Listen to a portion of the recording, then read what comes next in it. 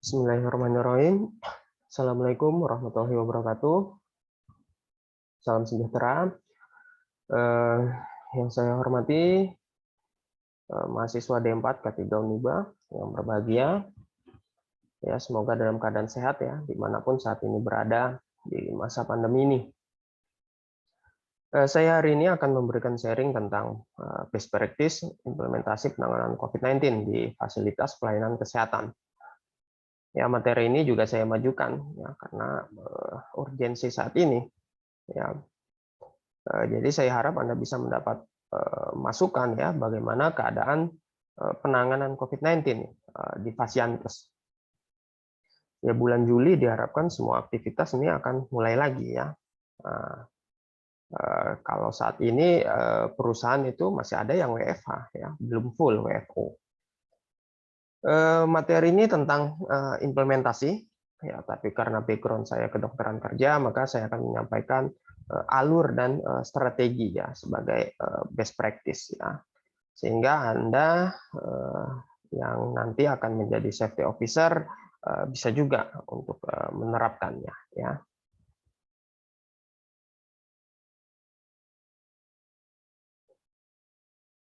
Baiklah ya, sejak diumumkan kasus COVID yang pertama di Indonesia itu kan tanggal 2 Maret ya 2020 ya, kemudian tanggal 11 Maret WHO itu menyatakan bahwa COVID ini sebagai pandemi. Nah, tanggal 14 Maret Indonesia ya menyatakan COVID-19 sebagai bencana nasional. Nah, Cina itu dia melaporkan virus corona itu secara resmi ya itu ke WHO tanggal 31 Desember ya 2019 ya. Jadi COVID ini sudah ulang tahun nih ya. Tapi nggak ada tuh yang merayakannya dengan pesta ya. Nah, pandemi COVID-19 ini dia memberi pengaruh yang sangat besar ya, tidak hanya bagi pelayanan kesehatan ya, juga pembiayaannya gitu, tapi juga bisa dampak pada sosial ekonomi ya. Nah, dalam era pandemi fasilitas pelayanan kesehatan ini menjadi garda terdepan ya dalam penanganan dan pencegahan penularan COVID-19. Padahal seharusnya pelayanan kesehatan, tenaga kesehatan itu garda terakhir gitu ya. Tapi real di masyarakat ya pelayanan kesehatan ini malah menjadi garda terdepan gitu. Nah, pada kondisi adaptasi kebiasaan baru ya, Fasiankes ini dia harus tetap melaksanakan pelayanan kesehatan dituntut untuk yang bermutu gitu ya dengan menerapkan adaptasi pelayanan dan prinsip-prinsip pencegahan dan pengendalian infeksi ya.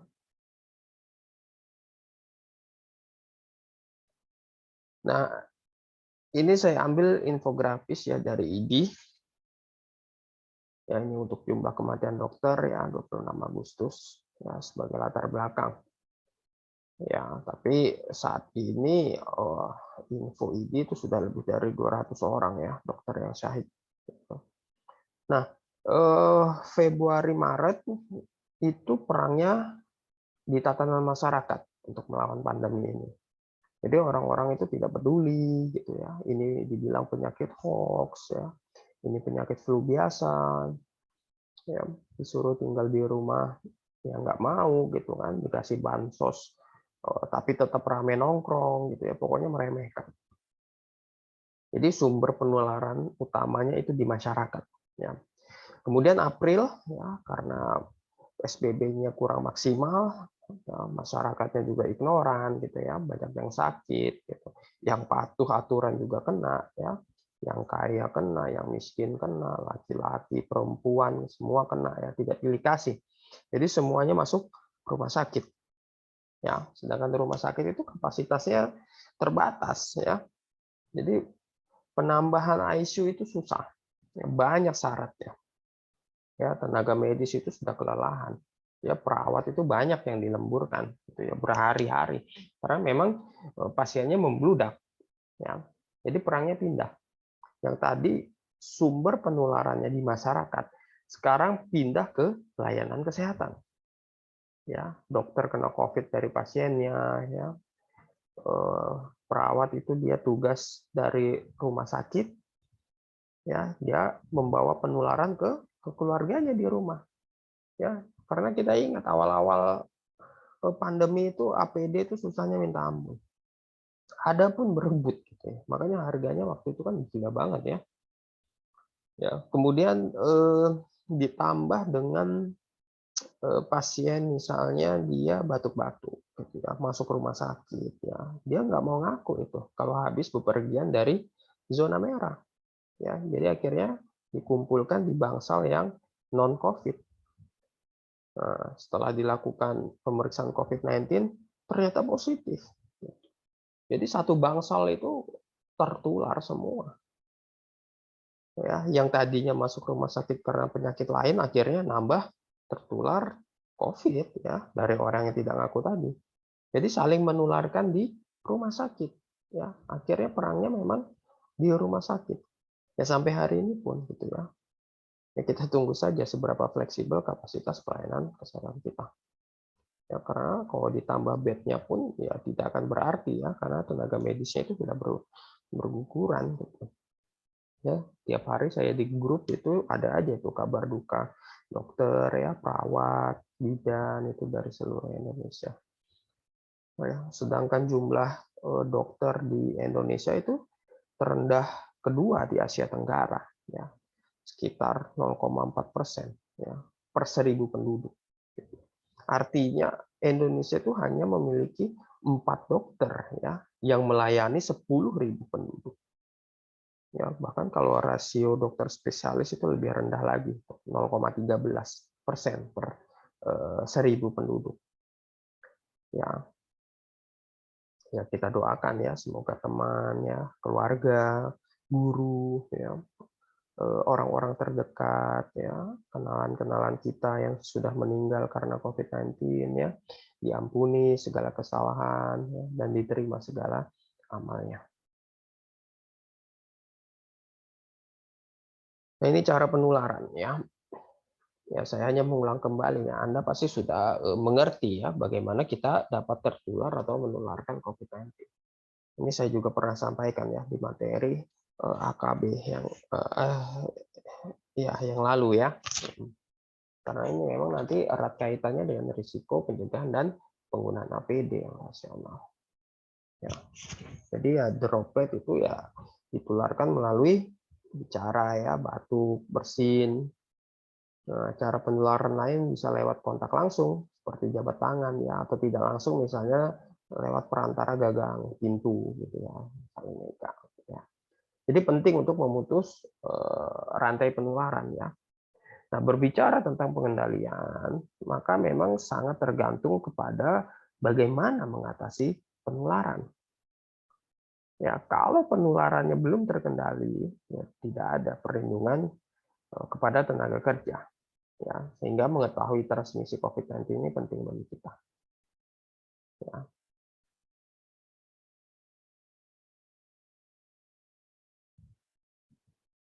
Nah, kalau kita menyimpulkan determinannya atau faktor interkoneksi kesehatan, jadi yang mempengaruhi risiko infeksi COVID-19 ini bisa kita menggunakan pendekatan teori Bloom. Ya. Jadi ada 4 faktor yang memengaruhi status kesehatan yang bisa Anda lihat pada gambar ini. Nah, keempat faktor ini dia memiliki hubungan linear. Ya, tapi dalam materi ini saya mencoba untuk membatasi kepada faktor peran pelayanan kesehatan. Nah, pelayanan kesehatan adalah memberikan pelayanan kesehatan yang terintegrasi dan kolaborasi interprofesional dalam memberikan pelayanan kesehatan. Jadi kita semua sepakat ya, kondisi kerja yang aman dan sehat itu sebagai dasar dari pekerjaan yang layak. Ya, bahkan sangat semakin penting saat ini ya, mengingat pentingnya memastikan K3 itu di tempat kerja ya dalam pengelolaan pandemi ya dan kemampuan untuk kembali bekerja tentu.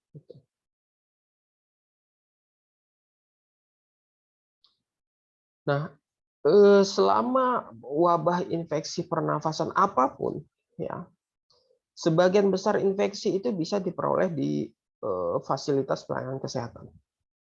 Ya, seperti saya sampaikan tadi, dulu pertarungannya di masyarakat, ya, di pasar, di pusat perbelanjaan, tempat ibadah, perkumpulan sosial, ya, dan sebagainya. Jadi setelah kampanye yang masif ya tentang physical distancing, cuci tangan, penggunaan masker, kemudian PSBB, ya, kemudian izin migrasi yang sulit. Akhirnya saat ini pertarungannya di fasilitas pelayanan kesehatan, ya. Jadi semua pasien yang terinfeksi itu dia terpusatnya ke Fasiankes, ya. Yang OTG ngantar saudaranya yang sakit ke Fasiankes kan, swabnya ke Fasiankes gitu ya. RDT ke Fasiankes ya, dan itu banyak sekali gitu. Nah, itu belum ditambah pasien normal ya, dalam tanda kutip ya. Seperti pasien rawat jalan ya, kontrol rutin, kemudian pasien emergency care ya, dan lain-lain. Itu kan juga harus ditangani juga kan. Nah, jadi bayangkan Fasiankes ini adalah tempat paling berbahaya di dunia. Ya, ya belum kalau SDM kurang ya, jalur birokrasi yang terhambat ya, ya dan permasalahan lainnya lah ya, sehingga memang beban tenaga kerja medis ini dia bertambah gitu, dan risikonya juga gitu.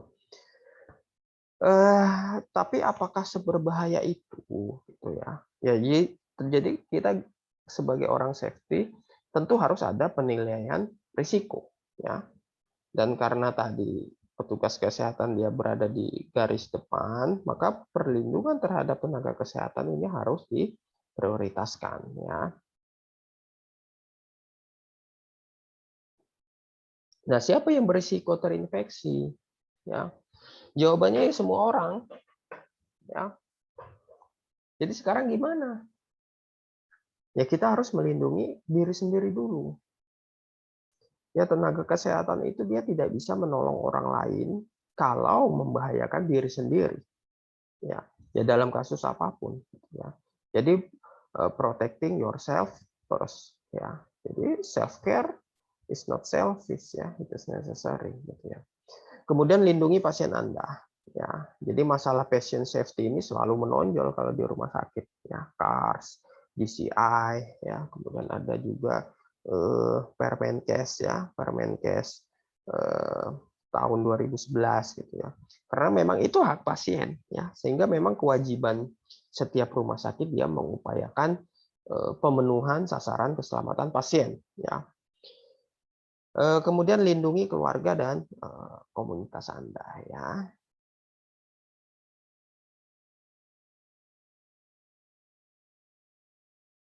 Nah, upaya ketiga ya. Jadi memang selalu dimulai dengan identifikasi potensi bahaya pekerjaan ya, dan lingkungan kerja itu yang bisa memang menimbulkan risiko terhadap kesehatan dan keselamatan pekerja.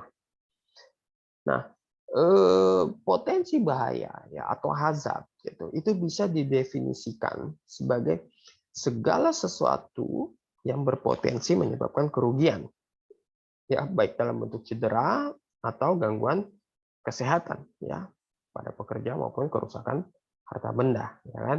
Nah, sedangkan risiko adalah seberapa besar peluang potensi hazard tersebut ya menjadi kenyataan ya. Nah, penilaian risiko ini adalah proses analisis risiko ya, yang hasilnya nanti digunakan untuk menentukan kebijakan dengan cara membandingkan besar risiko ya kan terhadap kriteria atau batasan risiko yang bisa diterima. Nah, kita dalam lingkup ketiga, evaluasi risiko itu dilakukan dengan memperhitungkan faktor kemungkinan dan dampak yang ditimbulkan ya, seperti matriks analisis ini. Ya, ini salah satu contoh saja. Nah, saya akan mengulang lagi ya. Jadi kalau segitiga epidemiologi itu kan ada host, agent, environment. Nah, di sini kita kalau untuk mencegah kita harus mengenali penyebab ya dan bagaimana penularannya. Ya, jadi sumber-sumber yang bisa menularkan, ya, menularkan si virus tadi dalam konsep tempat kerja ya, itu yang perlu diputus gitu ya. Nah, dengan teridentifikasinya hazard dan risiko tadi, itu harus dilanjutkan dengan upaya pengendalian risiko ya, sebagai pencegahan supaya tidak terjadi penularan COVID-19. Nah, ini dikenal sebagai hierarki pencegahan. Nah, hierarki pencegahan atau pengendalian ini bisa digambarkan sebagai berikut ini ya, eliminasi ya, substitusi, rekayasa engineering ya, kontrol administratif ya, dan APD ya, itu ada contoh-contohnya di situ. Ya. Nah, contoh-contoh pada tiap level ini bisa juga sih berbeda tergantung pemahaman seseorang.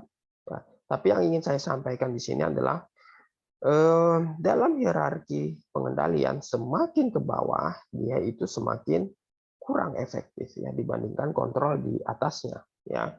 Jadi kita tidak bisa melakukan pengendalian itu langsung kepada APD ya. Jadi selalu dimulai dari eliminasi ya yang paling atas. Ya, kalau eliminasi tidak bisa kemudian lakukan pengendalian di bawahnya gitu ya. Terus seperti itu. Jadi APD itu adalah proteksi paling akhir dalam konsep hierarki pengendalian. Ya, jadi kalian juga jangan langsung misalnya, oh saya ingin pengendalian APD ini pakai gunakan ini, tidak ya, bukan seperti itu.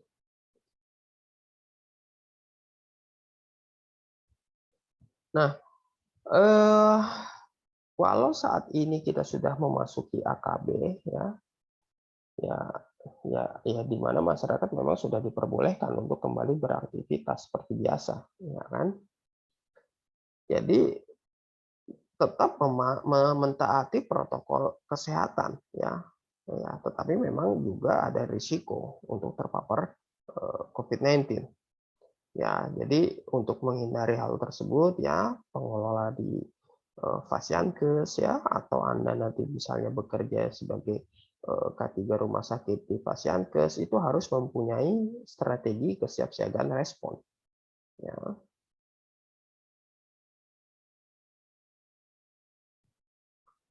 Nah, sebagai langkah strategi kesiapsiagaan respon, ya kita perlu pengelompokan pekerja itu dia menggunakan pendekatan trias epidemiologi. Ya, jadi lakukan mapping data kelompok pekerja rentan, ya usia tua, ya pekerja dengan komorbid, ya gula, hipertensi, ya gangguan paru dan lainnya. Kemudian mapping juga ya kelompok pekerja dengan risiko carrier, ya. Nah, ini contoh misalnya lingkungan zona merah, ya.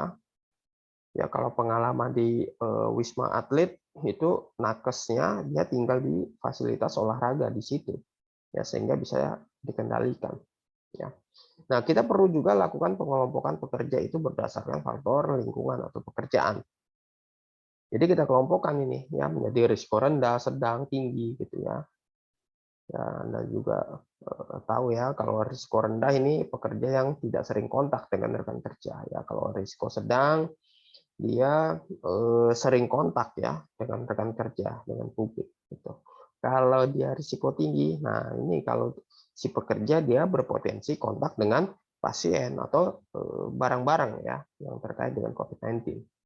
Itu. Ya, kemudian ini juga ya apa informasi penyebaran COVID ini juga harus kita update ya dari Satgas. Ya. Nah, untuk hubungan agent coronavirus dengan host ini ya bisa dicegah dengan physical distancing, ya CTPS, ya cuci tangan pakai sabun. Ya, karena memang kita sudah saya jabarkan ya tentang transmisi COVID-19.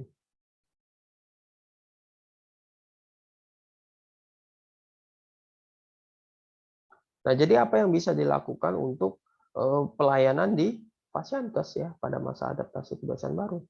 Jadi konkret alurnya itu bisa digambarkan seperti ini. Ya, ini saya ambil dari Direktorat Pelayanan Kesehatan Primer Kemenkes. Jadi pendaftaran harus secara online. Ya, jadi mengurangi kontak gitu. Ya. Kemudian menerapkan SOP dan dimodifikasi ya seperti menerapkan triase, ya screening gitu. Kemudian juga harus penggunaan masker gitu kan, menyediakan tempat cuci tangan gitu ya, atau hand sanitizer gitu ya. Kemudian juga mengubah alur pelayanan gitu, dan dia harus menyediakan ruang khusus untuk pemeriksaan ISPA ya. Eh, Juga menerapkan jaga jarak ya, physical distancing. Nah, kemudian juga menggunakan sekat transparan gitu ya. Anda juga mungkin sudah sering ya melihat gitu. Itu karena ini gitu ya. Ini yang dilakukan ya. Kemudian pemberian informasi tetap harus informasi ya, komunikasi ya. Kalau kita kan taunya Haskom kan, ya, tapi sama juga untuk yang di bidang kesehatan. Jadi harus pemberian informasi ya tentang COVID-19 gitu ya. Bagaimana kalau etika batuk ya. Jadi menerapkan bagaimana etika batuk itu kalau pasien batuk ya. Kemudian kalau di pelayanan rawat jalan yang bisa kita lakukan adalah melakukan persiapan pelayanan ya. Kemudian dia menerapkan triase ya, jaga jarak ya, sistem telekonsultasi atau perjanjian ya, telemedicine itu. Nah, kemudian merujuk ke FKR TL ya, fasilitas kesehatan rujukan tingkat lanjut gitu ya. Nah, ini sesuai kasus ya. Nah, ini juga dengan sesuai dengan sistem rujukan ya yang sudah ditentukan. Gitu. Nah, yang bisa kita lakukan ya tetap harus menerapkan standar pelayanan rujukan ya. Misalnya menerapkan pasien COVID itu pada ruang isolasi, ya, kemudian stabilisasi ya prarujukan, kemudian juga mengganti APD ya setiap menangani pasien ya. Kemudian melakukan disinfeksi gitu ya. Jadi kendaraan itu selesai atau akan melakukan transportasi rujukan harus diinspeksi gitu ya.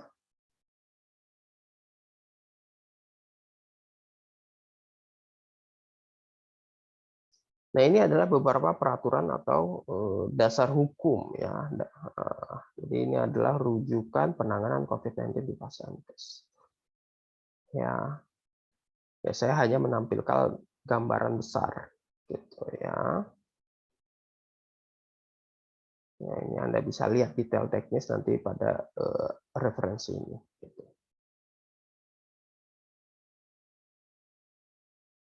Nah, sebagai kesimpulan ya, pekerja kesehatan ini memang berisiko tinggi ya untuk tertular COVID-19.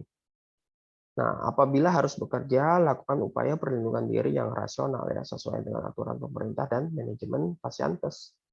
Nah, profesional kesehatan ini harus melakukan pengendalian dengan pendekatan komprehensif ya, melalui kegiatan promotif, preventif, kuratif, dan rehabilitatif ya terhadap tenaga kesehatan.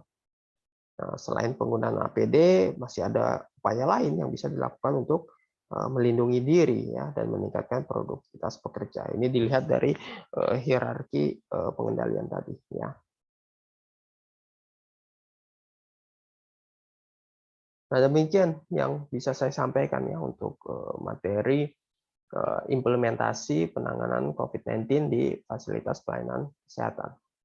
Ya, terima kasih ya atas perhatian teman sekalian.